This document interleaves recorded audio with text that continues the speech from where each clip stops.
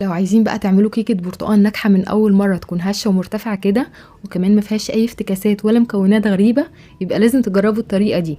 النهاردة هنعمل كيكة برتقال بمكونات سهلة ومظبوطة جدا، طعمها حلو قوي وكمان سكرها مظبوط، وهنعملها في اقل من 5 دقايق. شايفين هشة وطرية جدا وطعمها بجد تحفة، والريحة بقى بتطلع تجنن، الريحة بتقلب البيت كله. لو جربتوها مرة كده انا متأكدة ان انتوا هتعتمدوها عندكم على طول.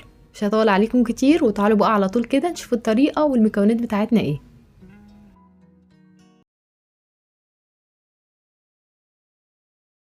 تعالوا بقى ندخل في الطريقة والمقادير على طول. وعشان نحضر الكيك بتاعنا هنحتاج 3 بيضات في حرارة الغرفة، ونطلع البيض من التلاجة قبلها بربع ساعة وهنسيبه لحد ما ياخد حرارة الجو. هنزود على البيض ظرفين فانيليا او نص معلقه صغيره من الفانيليا. وزي ما بقول لكم كل مره واحنا بنعمل الكيك لازم نستخدم فانيليا بودر مش فانيليا سايله، لان الفانيليا السايله لونها غامق فممكن تغمق معانا الكيك شويه. وهزود كمان رشه ملح صغيره كده عشان تظبط الطعم. نقلب بقى البيض والفانيليا مع بعض كويس. بعد كده هنزود عليهم كوبايه سكر وزنها 250 جرام. والناس اللي بتحب الكيك طعمه مسكر شويه تقدروا تستخدموا كوبايه وربع من السكر. سكر حبيبات عادي جدا، ويفضل كمان ان احنا نستخدم سكر يكون لونه فاتح ما يكونش لونه غامق عشان ما يغمقش لون الكيك. نبدأ بقى نقلب كل المكونات دي مع بعض كويس جدا بالمضرب اليدوي والمضرب الكهربائي. اهم حاجة نوصل للقوام اللي انتوا شايفينه ده، القوام بقى لونه فاتح جدا وكمان هش وكريمي. ونقدر كمان نعمل الكيك بتاعنا في الخلاط، بنحط بقى كل المكونات في الخلاط ما عدا الدقيق والبيكنج باودر. بس افضل حاجه نعملها بالمضرب الكهربائي او بالمضرب اليدوي، لان الكيك اللي بنعمله في الخلاط المسامات بتاعته بتطلع واسعه شويه. قلبهم بقى لحد ما نوصل للقوام اللي انتوا شايفينه ده. بعد كده هنزود عليهم كوبايه الا ربع من الزيت. ونستخدم كمان زيت يكون نوعه كويس وما يكونش له اي ريحه خالص عشان ريحه الزيت ما تظهرش معانا في طعم الكيك. هنضيف بقى الزيت على باقي المكونات ونبدا نقلب كويس.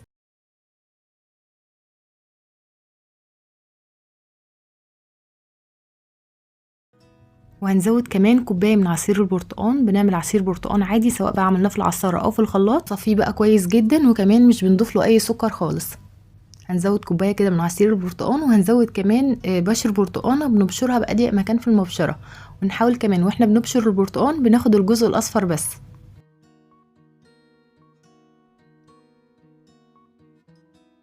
وبعد ما بنضيف عصير البرتقال لازم نقلب كويس جدا عشان لو في اي سكر ما دابش في الاول مع البيض بيدوب في الوقت ده.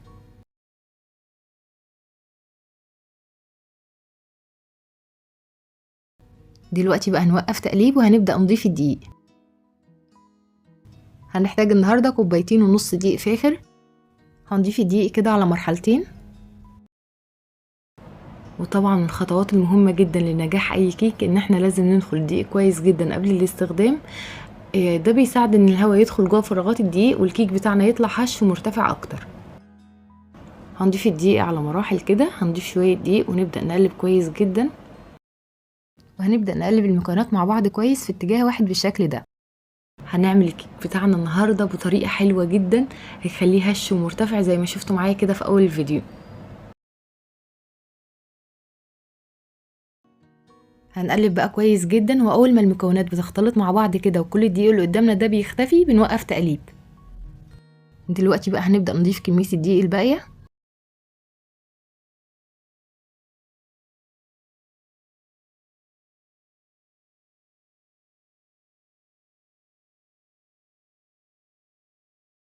وهنزود عليهم ظرف بيكنج باودر كامل او معلقة كبيرة من البيكنج باودر وزنها 16 جرام. وهنبدأ نقلب كل المكونات دي في اتجاه واحد بالشكل ده. طبعا واحنا بنعمل اي نوع كيك لازم نقلب في اتجاه واحد كده عشان ما نخرجش الهواء اللي بيدخل جوه عجينة الكيك. يبقى احنا استخدمنا 2.5 كوباية دقيق، زودنا عليهم ظرف من البيكنج باودر وزن 16 جرام. حجم الكوباية اللي انا استخدمتها كوباية بحجم 250 ملي. شايفين بقى القوام عامل ازاي؟ دلوقتي بقى هنضيف مكون صغير جدا موجود عندنا في المطبخ، هيفرق معانا جدا في طعم وقوام الكيك. بيخلي الكيكة طرية وناعمة جدا وبيخليها عاملة زي النوتي بالظبط. هنضيف ربع كوباية من النشا.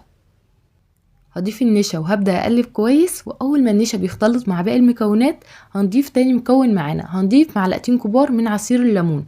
طبعا عصير الليمون بيشيل زفارة البيض خالص، وبيفتح لون الكيك وبيخليها ناعمة وطرية، وكمان بيخلي مسامات الكيك ضيقة. جربوا بقى تضيفوا المكونين اللي انا قلت عليهم دول، اللي هو النشا وعصير الليمون، وهيفرقوا معاكم جدا في طعم وقوام الكيك.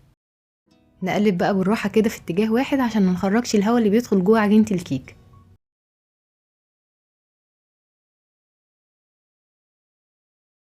هاخد بقى الاسباتيولا كده واتاكد ان كل المكونات اختلطت مع بعض كويس، نقلب من فوق لتحت كده. كده خلاص خلصنا الكيك بتاعنا، ما خدش منا اي وقت خالص. القوام بتاعه كمان هيكون متوسط بالشكل ده، مش تقيل قوي ولا خفيف. هنجهز بقى صينيه مقاس 28. هبدا ان انا ادهن الصينيه كويس جدا بماده دهنيه، سمنه او زبده او زيت، وافضل حاجه ندهنها بزبده، وهدي لها كده رشه دقيق. وهبدا ان انا افضي الصينيه من اي دقيق زياده، والخطوه دي بحب اعملها في الاخر خالص بعد ما بجهز عجينه الكيك. هنحط بقى خليط الكيك في الصينيه، ولو حابين كمان الكيك يكون حجمه مرتفع شويه تقدروا تستخدموا صينيه اصغر من دي، يعني تستخدموا مثلا صينيه مقاس 26 او صينيه مقاس 24. وناخد الصينيه نخبطها قدامنا كده خبطتين 3 عشان لو فيها اي فقاقيع هوا زياده تخرج منها، وهناخدها على طول عشان نسويها. هندخل الكيك فرن سابق التسخين على درجه حراره 180.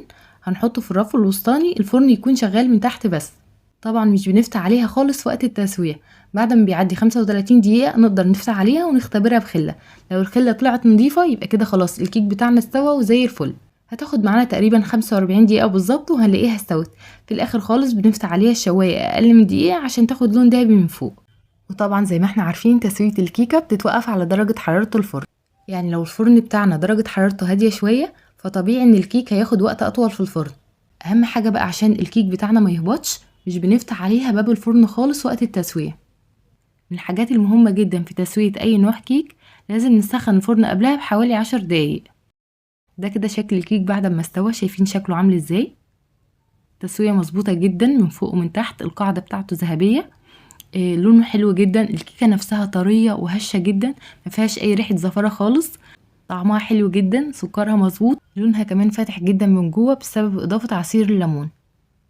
جربوها بنفس الطريقه كده وانا متاكده ان هي هتعجبكم جدا جدا. بالنسبه كمان لحجم الكوبايه اللي انا استخدمت كوبايه معياريه بحجم 250 مللي. لو مش موجوده هتستخدموا اي كوبايه عصير، بس اهم حاجه بنعاير كل المكونات بكوبايه واحده. هسيب لكم كل المكونات مكتوبه في صندوق الوصف تحت الفيديو. وبس انا كده خلصت فيديو النهارده. بتمنى الفيديو يكون عجبكم واستفدتوا منه. ما تنسوش بقى تحطوا لايك كتير للفيديو. اشوفكم على خير ان شاء الله في فيديو جديد. مع السلامه.